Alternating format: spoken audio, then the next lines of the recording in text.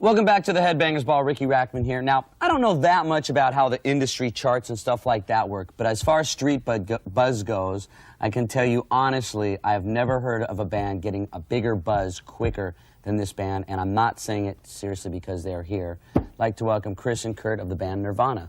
Hi, Ricky. So how's it going? I mean, it's got to be, first of all, love the suit. Thanks a lot. Be very comfortable on planes, I think. On planes, yeah. Well, it's a ball. Fire. It's Headbangers Ball, so I thought I'd wear a gown. Dress for the ball. There you go. He wouldn't wear his tux. He didn't give me a corsage either. No. So you hurt his feelings. At least I asked you out. You know. This thing has got to be like, I mean, pretty wild. I mean, everywhere you go, in all different types of the music scene, people like really seem to be getting into Nirvana right now. Yeah. I mean, isn't it pretty overwhelming? Everybody wants to be hip. And so that's what it is now. Everyone wants to be accepted. That's right. It's like the core of personality and ego is like humans are social creatures. So, I can't hear. Remember, thing is covering your ears. Oh, it's good to look at you. Radar. Yeah, and that's the psychological aspect of the band's popularity. So Maybe they like the record. I don't know. it could be the music, maybe. I mean, I like the music. I don't know about you being hip. don't understand. It's got to be a very heavy, heartfelt conversation. Now, Emotions. how long have you guys been together? I mean, you had an album out before this one. We've been together since like early '87, and our album came out in first album, Bleach, came out in July of '89. And that was kind of just a part of an underground scene? Sort of? Yeah, it was totally underground. It was the Sub Pop label. Which is basically a lot of bands from Seattle, right? Yeah, yeah. There's like Fluid. They're from Denver. And L7. They were Great from band. LA. Oh yeah. Okay, we're going to be back talking to these guys in a little bit. Also, we're going to be playing their video, Smells Like Teen Spirit, which is very quickly becoming one of the most requested videos here on MTV also. So stick around as the Headbangers Ball continues.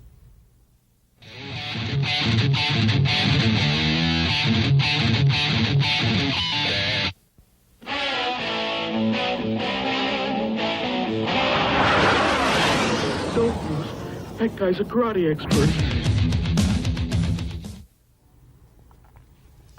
Welcome back to the Headbangers Ball. Chris and Kurt from the band Nirvana are here. And you are a band that is also from Washington, but you're not from the, quote, Seattle area now, right? No, we live on the I-5 corridor. Kurt lives in Olympia, and I live in Tacoma. Because if you notice, it's like all these bands lately, with the Alice in Chains and the Soundgarden, you know, everybody's like, oh, the big emerging Seattle rock scene. I mean, when you guys started, were you playing clubs with those bands? No, we were playing clubs with like Mudhoney and Tad. Fluid. Seen Tad. Fluid. Yeah, and we played a show with Soundgarden in Olympia, like out in this park during the day. It was really neat. So when you guys started, I mean, like the bands like that you mentioned before, part of the Sub Pop thing, Right. you guys were kind of an underground, didn't start in the, let's say, quote, rock and roll clubs. You were kind of playing like for the college crowds and the underground scene first, right? Yeah. And then it just cross over?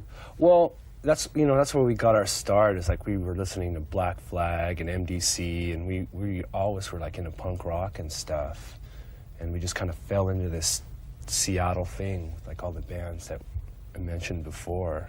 Because the way they're categorizing it, they're calling it, you know, part of this grunge sound, and now they've said, you know, Nirvana is the newest band in this, you know, I hate putting labels on things, but they're saying that you're the newest of the new grunge sound.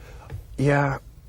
I'm starting to understand like what grunge is. It's like if you have heavy metal, it's like a lot of it's the same guitar sound. I think grunge has to do with the guitar sound. It does have It's kind a of a fine title. It's grunge. Grunge is more organic guitars, like, you know, Mudhoney, they have their crazy sounding guitars, and Tad, just totally growly, like a different sound. growly. Growly, yeah. it's Like new. Tad, he's a big bear, and he just growls. Like, ugh. Should be in a tour bus with that guy. Now, we're about to play the video, which also happens to be the #5 Skull Crusher, which is a very good thing. And we'll play that, and then we'll talk about it a little bit later. Would you like to lead into it for us?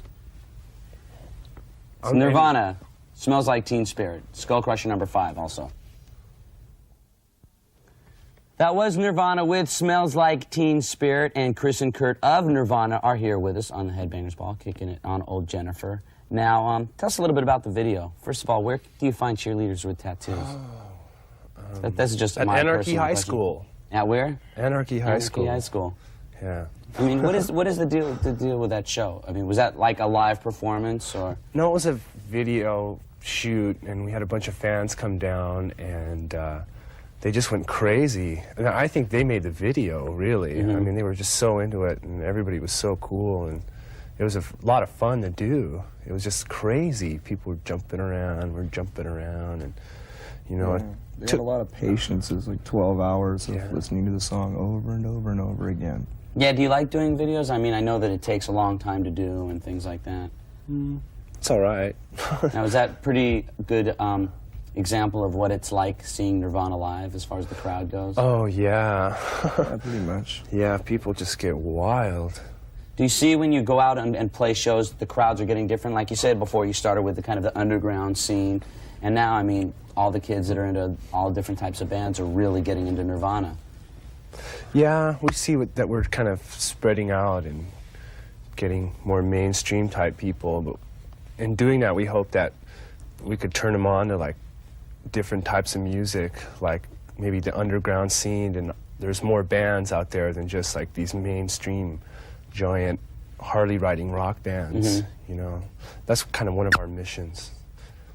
Just to turn everybody on, also help, you know, all the other bands that you kind of listen to? Because they're really good. I mean, the bands they've got something to offer musically. All the bands that I support are like really real, and they're like got their own thing going, and the bands have like good values too, like political opinions, and it's a neat thing. We'll talk a little bit about some of those bands and other stuff when we come back. But right now we're going to be playing a band that you've heard me say good things about a lot. They're called Infectious Grooves, and their tour with Ozzy starts November 12th in Austin, Texas. And if you go to some of those shows, I just may be there because I'm going to try to go to as many of those shows as I can. It's a band I dig a real lot. This is Infectious Grooves with Punk It Up.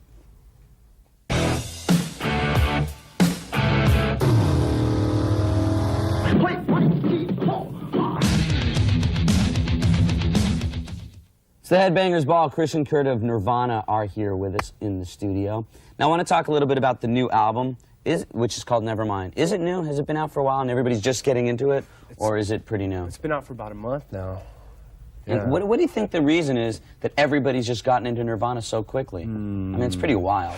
Because we have our big bandwagon, and we have a bunch of Clydesdale horses, multicolored horses pulling it, and people are just jumping on, and it's kind of like a Ken Kesey acid trip type thing.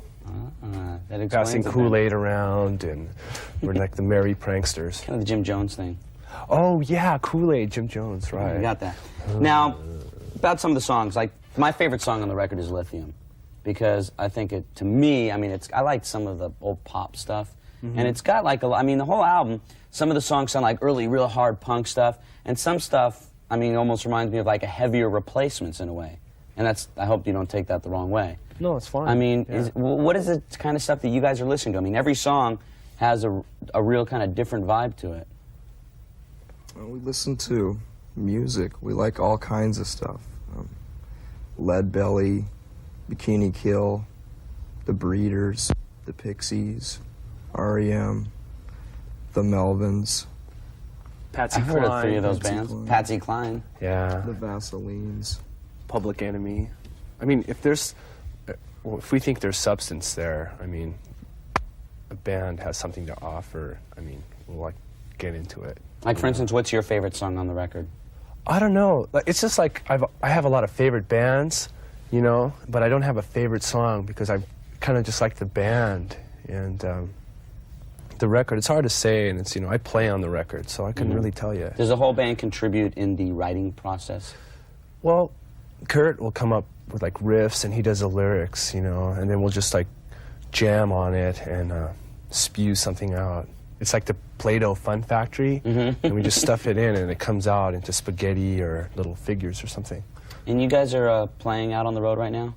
Yeah, we've been on the road for like a month, and we're playing. We wrap up the American leg of the tour in Seattle with Mudhoney on Halloween, and we've wrapped it up.